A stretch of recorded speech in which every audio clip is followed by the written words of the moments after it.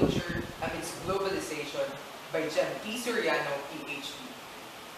May I begin my piece by quoting from Zulwata da Costa's award-winning poem, Like the Malaban.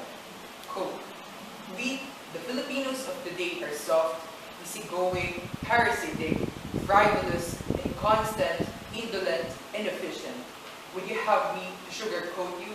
I would be happier to shower praise upon you. My countrymen, but let us be realists. Let us strip ourselves.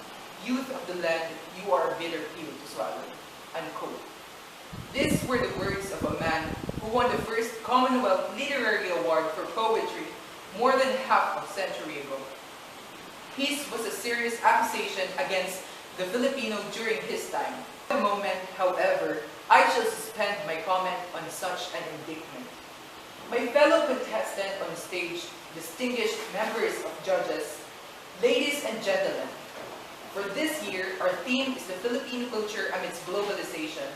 Perhaps it immediately befits us to first ask two questions. The first is, what do we mean by the word culture? If we read the books, the term culture is given a highly complex and technical meaning that behooves only the scholars among us. Without meaning to be simplistic, I would risk to understand it simply as a way of life.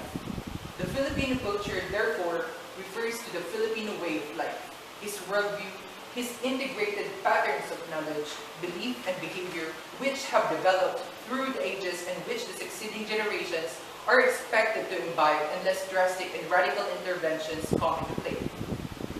The second question that needs clarification is, what is globalization? I shall attempt to answer this question by using a historical point of view. Before our colonial masters, the Spaniards, set foot on Philippine soil, we only knew of our tribe. We belonged to that tribe and lived and survived only within the confines of that tribe. We had a tribal government ruled by our tribal leaders. When our colonizers took us under their control, we were exposed and forced to live in a different lifestyle, an experience which was not devoid of abuses, injustices, and oppressions. For a moment, we suffered in silence. That silence, however, broke loose, and there were some few among us who dared to speak out. Leading these few Filipinos were two prominent men, Andres Bonifacio and Jose Rizal. Until then, we realized that we had a common grievance against a common adversary. Our tribes therefore found the important and immediate need to band together and combine forces to fight the enemy. In the end, a nation was formed. This is what we know today as the Filipino nation. From tribalism, we have turned to nationalism. From tribal citizenship, we have turned to national citizenship. But today, there is more than being a citizen of our country. We are now living witness to what erstwhile was a reality only in the science fiction that we read in the past. I need not say more. You have cellular phones, and you have had the chance to talk and text message to the world, come graphics and all that stuff. You access the internet, and you have the world library in your hands.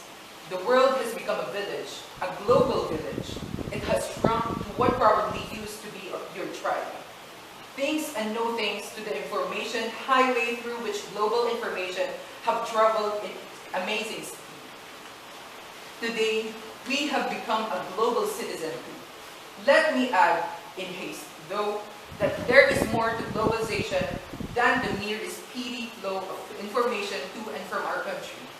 Ultimately, it is our survival as a nation, as a people, not only culturally, but politically and economically as well, that we should address vis-a-vis the issue of globalization. Ladies and gentlemen, we are prepared for globalization. Does our culture allow us for globalization? What is our culture as a people?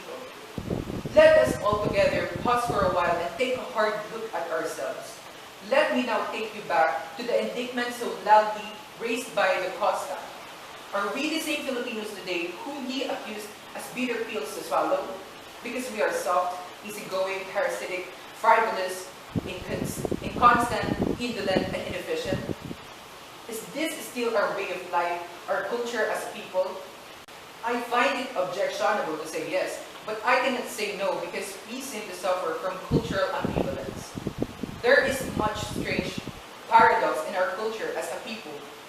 air for excellence, yet we practice mediocrity. We love our freedom, yet we persevere and suffer in silence under oppression and injustice. We condemn graft and corruption, yet we ourselves are grafters and corrupt. We desire flying upward, yet we ourselves are part of the anarchy of chaos. We possess the capability to build, yet we use it for destruction. We desire to be punctual, yet we always complain. We report for work, yet we play while we work. Globalization is competition for survival among nations. It is the survival of the fittest among men.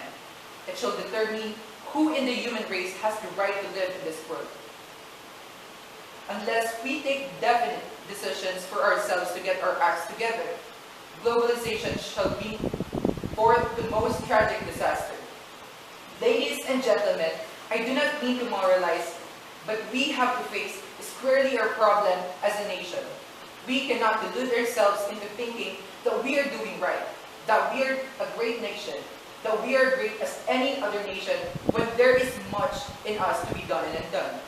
We cannot compete globally unless we manifest the basic precondition of the national unity. We cannot compete globally under the vicious cycle of political strife and disunity. We cannot compete globally in the absence of national discipline. We cannot compete globally unless we learn to help ourselves. Globalization shall make the culturally strong nations even much stronger. It can only destroy the poor and weak ones. To which nation would you like to belong? The choice is yours.